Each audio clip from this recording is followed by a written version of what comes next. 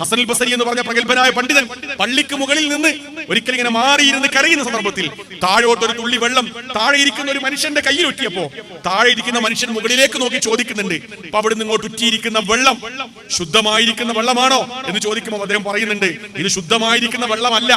ഒരു മനുഷ്യൻ തന്റെ ജീവിതത്തിൽ ചെയ്തിരിക്കുന്ന തെറ്റിനെ പറ്റി ആലോചിച്ചപ്പോൾ വീണിരിക്കുന്ന ഒരു തുള്ളി കണ്ണുനീരാണ്. അതിൽ കറയുണ്ട് എന്നാ പറഞ്ഞത്. സത്യത്തിൽ അവിടെ കറയൊന്നുമില്ല, പക്ഷേ ആലങ്കാരികമായിട്ടാണ് പറഞ്ഞതെങ്കിൽ പോലും തന്റെ ജീവിതത്തിൽ വന്നു പോയിരിക്കുന്ന തിന്മകളെ പറ്റി ആലോചിച്ച് ഒരു തുള്ളി കണ്ണുനീർ വന്നാൽ ലാ യലിജുന്നാർ, അയാൾ നരകത്ത് പോവില്ല.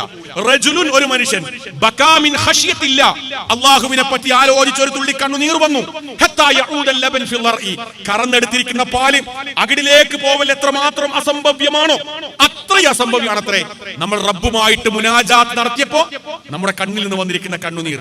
പള്ളിയിലേക്ക് ജമാഅത്ത് ഒരു 12:45 ഒരു 12:35 അവിടെ എത്തി.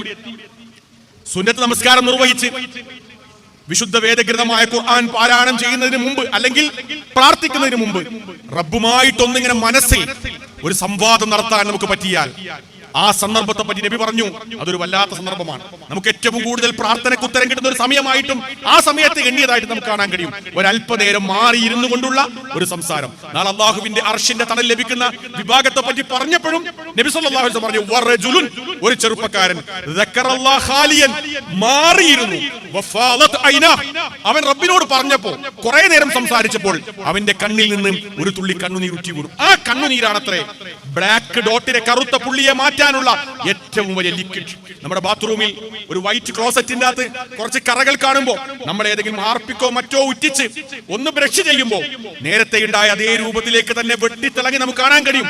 അതേ രൂപത്തിൽ ആ തുള്ളിയെ പോലെ നമ്മുടെ മനസ്സിന്റെ ഉള്ളിൽ കിടക്കുന്ന മാലിന്യങ്ങളെ പോക്കാൻ കഴിയുന്ന ഏറ്റവും വലിയ തുള്ളിയായിട്ട് പറഞ്ഞിരിക്കുന്നത് ഈ പശ്ചാത്താപത്തിന്റെ, പാപമോചനത്തിന്റെ അടിസ്ഥാനത്തിൽ വരുന്ന ഒരു തുള്ളി കണ്ണുനീരാണ്.